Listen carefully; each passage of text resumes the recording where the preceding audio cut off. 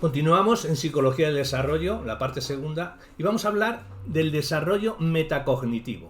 Hagamos una introducción. El término metacognición hace referencia al conocimiento que se posee sobre el propio conocimiento o sobre la propia cognición, el cual a su vez es producto de una capacidad que también parece ser especial y exclusivamente humana.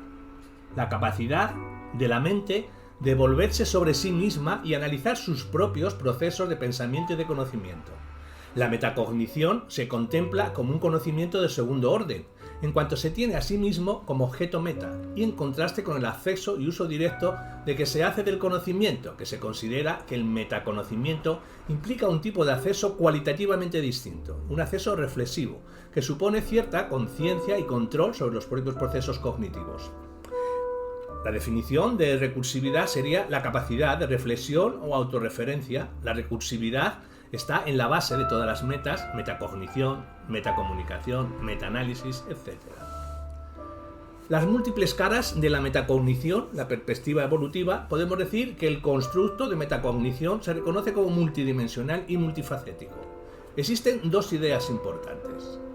Aunque se trata de una forma especial de conocimiento de segundo orden, la metacognición sigue siendo cognición y por tanto debe describirse y analizarse según los mismos parámetros.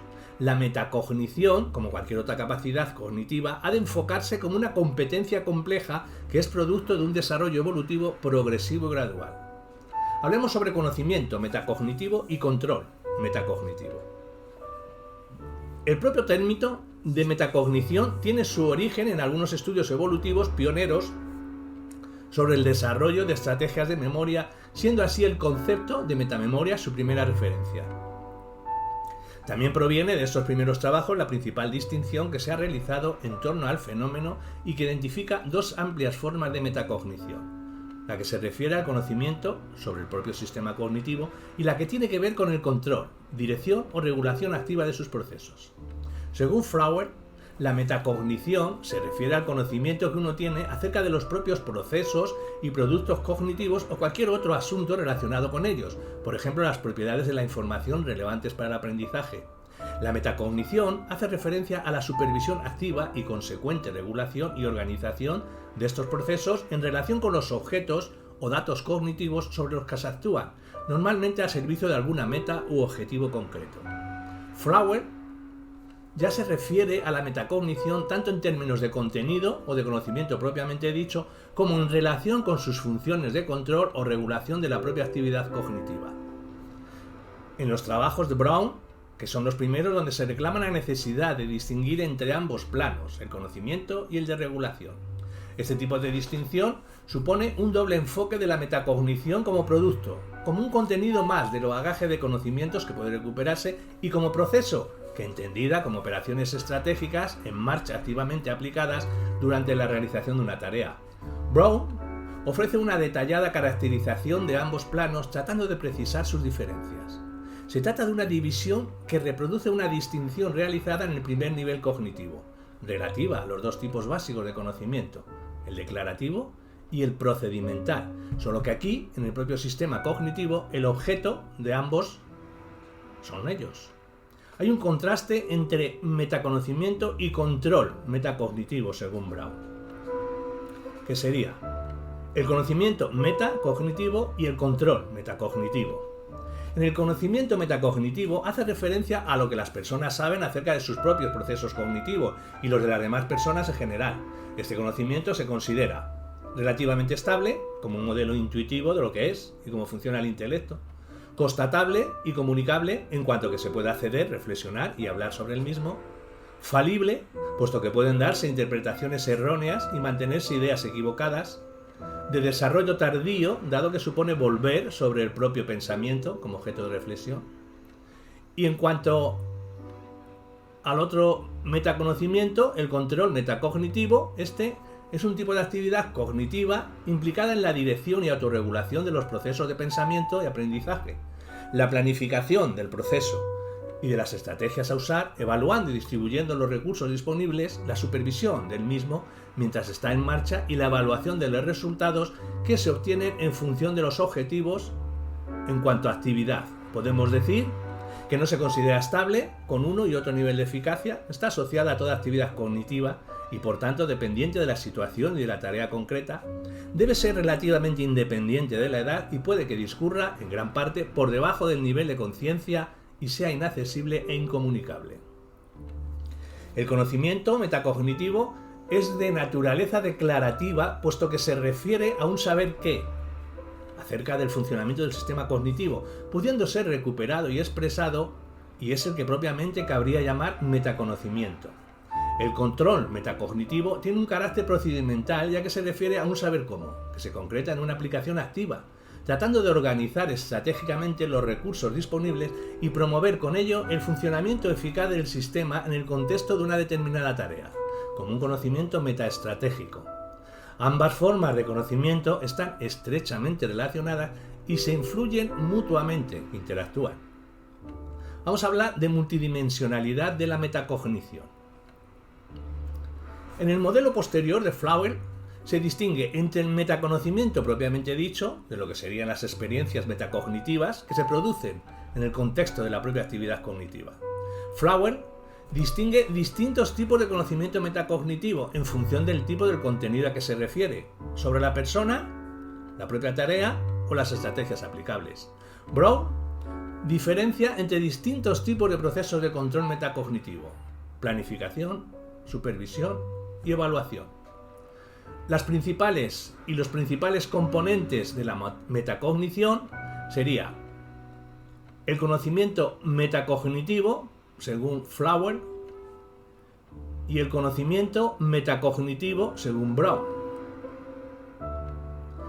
Sobre el conocimiento metacognitivo, según Flower, este habla sobre la persona y sería que se refiere al conocimiento que tenemos de nosotros mismos como pensadores y aprendices sobre nuestras capacidades y experiencias en la realización de las tareas, así como de otros estados y características personales que pueden afectar al rendimiento de las mismas. Es relativo a las variables intra e interindividuales relevantes a la tarea.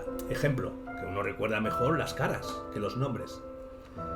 Del conocimiento de Flower sobre la tarea, que comprende el conocimiento que tenemos de sus objetivos, así como de todas aquellas características que influyen en su mayor o menor dificultad y que ayuda a elegir la estrategia más adecuada para afrontarla.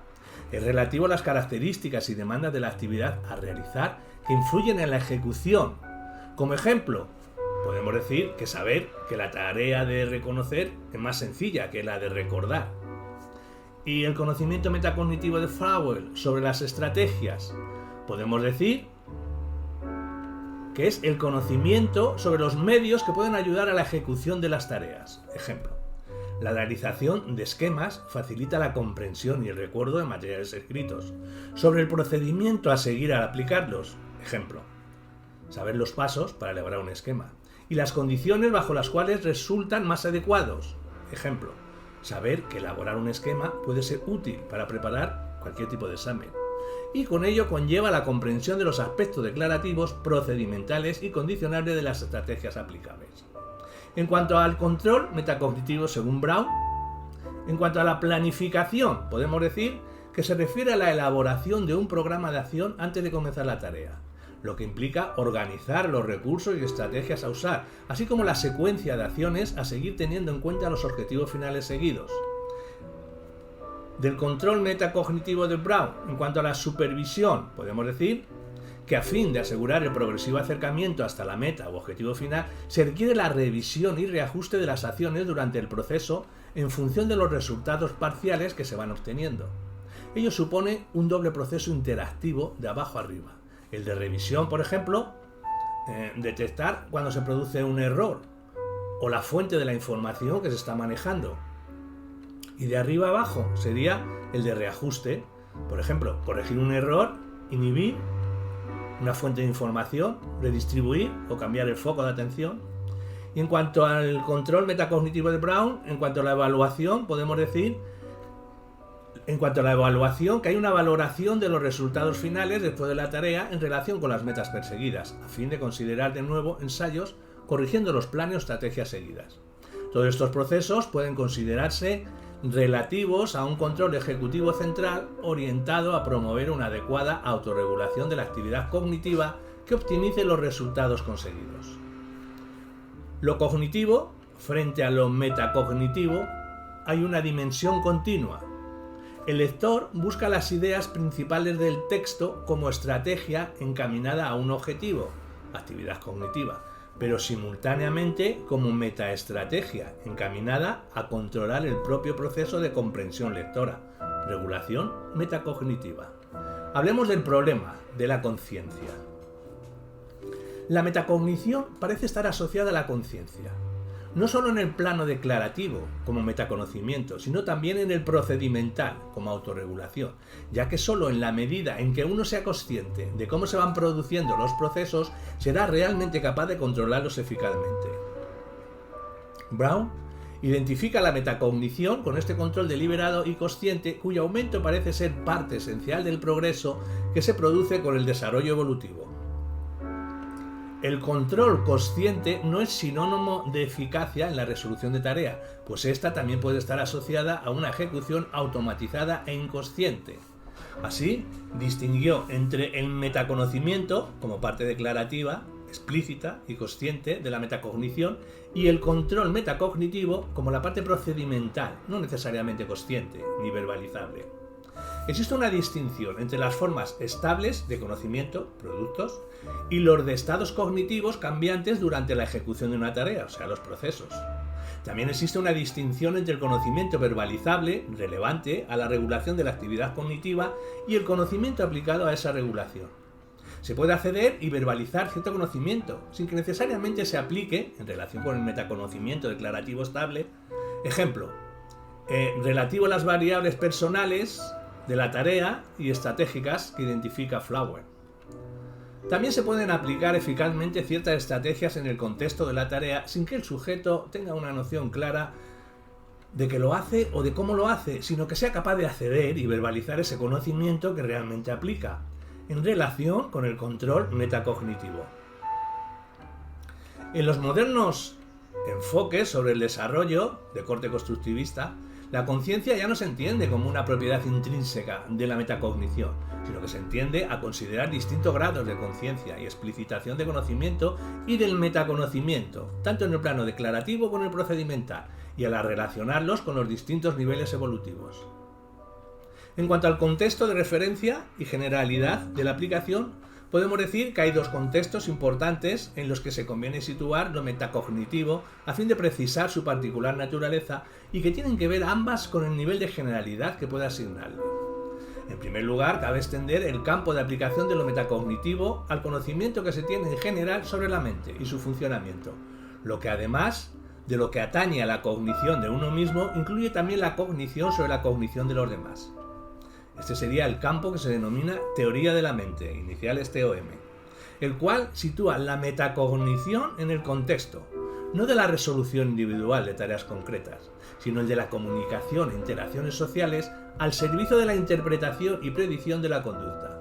En segundo lugar, también se puede ampliar el ámbito de la metacognición considerando no tanto el contexto personal o interpersonal de referencia, como el nivel de generalidad y abstracción de los contenidos y procesos involucrados. Tanto en el contexto de la cognición propia, aplicada al procesamiento de la información en la solución de problemas, como en el de la teoría de la mente, aplicada de las dinámicas de interacción social, el metaconocimiento puede ser relativamente específico y situacional, referido a situaciones, personas, tareas o estrategias concretas o independiente de las mismas. En este último caso, se pueden hablar de metaconocimiento más general y abstracto de carácter epistemológico en cuanto se refiere propiamente a lo que sabemos o queremos saber, en general acerca de cómo la mente conoce o cómo se conceptualizan las capacidades y disposiciones de la mente para conocer. Existen tres niveles crecientes de generalidad en correspondencia con tres contextos de investigación: personal, interpersonal e impersonal. De los orígenes de la metacognición, y en cuanto a la teoría de la mente, podemos decir que la investigación de la metacognición y la teoría de la mente pertenecen a dos tradiciones distintas. Los estudios tradicionales sobre la metacognición exploran el conocimiento que los sujetos tienen sobre su propia mente, sobre sus propios procesos y productos cognitivos, contexto personal, y cómo se aplica este conocimiento, deliberadamente o no, en el aprendizaje y en la resolución eficaz de problemas. Se centran preferentemente en los niveles evolutivos intermedios, en la segunda infancia y en la adolescencia, cuando las capacidades básicas de representación y procesamiento de la información están bien asentadas. La investigación sobre la teoría de la mente se ha situado más bien en las primeras etapas del desarrollo, en los bebés y en la primera infancia, dado que su interés está centrado en los primeros conocimientos, atribuciones e inferencias acerca de la mente de los demás, contexto interpersonal.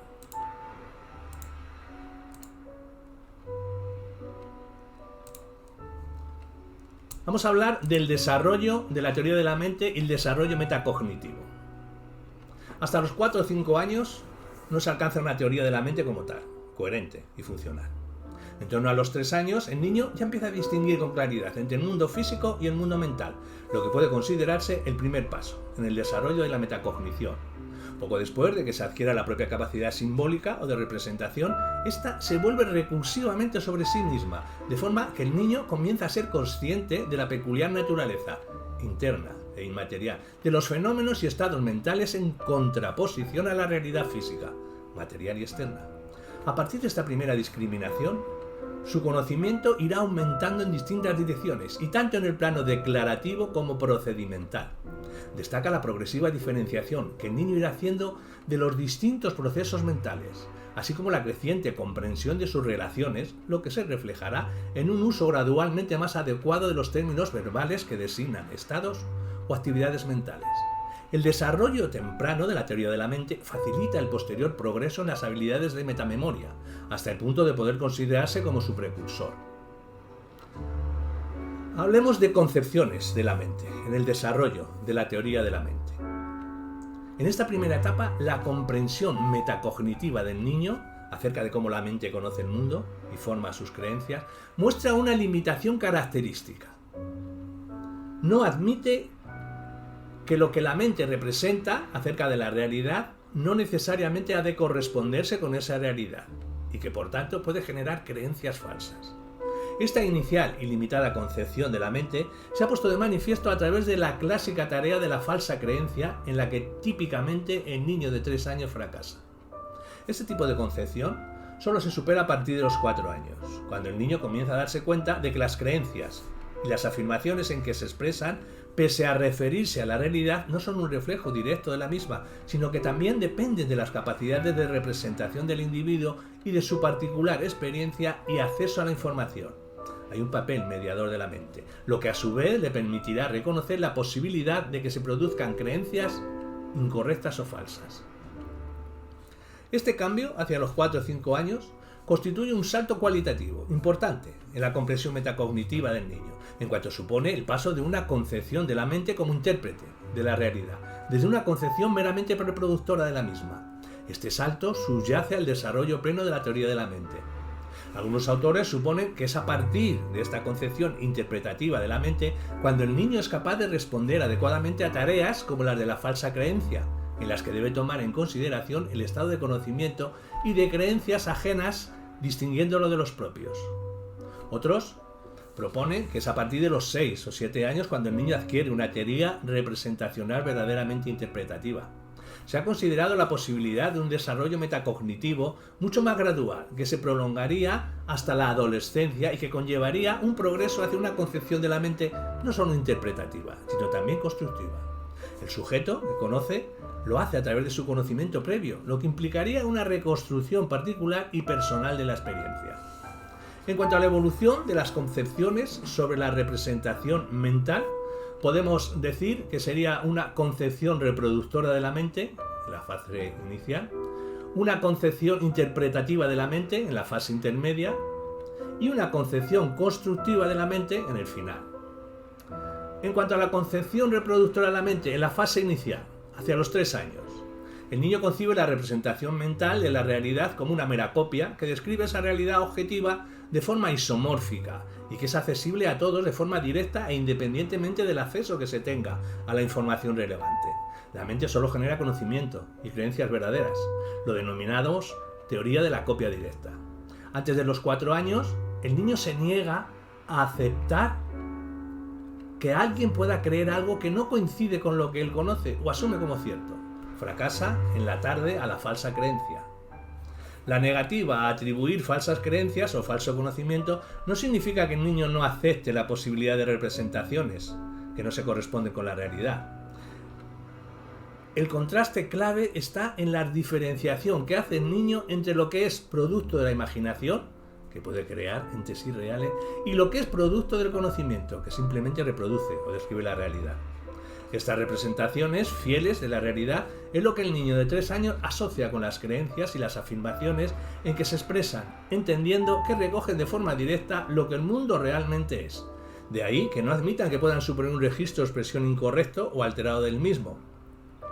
Inicialmente, para el niño, las creencias están indisolublemente ligadas al mundo externo. Surgen de la experiencia y llevan a actuar de forma consecuente. Y en cuanto a la concepción interpretativa de la mente, la intermedia que habíamos definido, hacia los 4 años el niño comienza a asociar los productos del conocimiento, las creencias y las afirmaciones en que se expresan, al propio proceso mental por el que se genera lo que supone reconocer el papel mediador del sujeto que conoce frente al papel impositor del objeto conocido. La mente no reproduce la realidad, sino que la interpreta, y por tanto puede generar conocimientos o creencias falsas. Es entonces cuando comenzará a resolver adecuadamente tareas como la de la falsa creencia.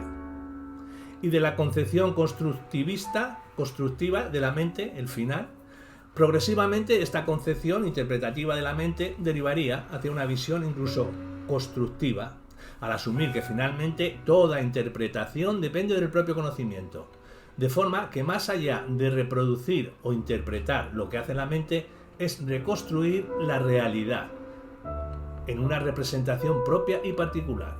Esto implicaría una nueva teoría de la mente, en la que se atribuye a este un papel aún más activo, de naturaleza creativa y no meramente interpretativa. Luego, al conocer el agente, reconstruye la realidad en la representación que se hace de ella, lo que supone reconocer la primacía del agente como fuente del conocimiento, que es capaz, por tanto, de generar múltiples representaciones de la realidad.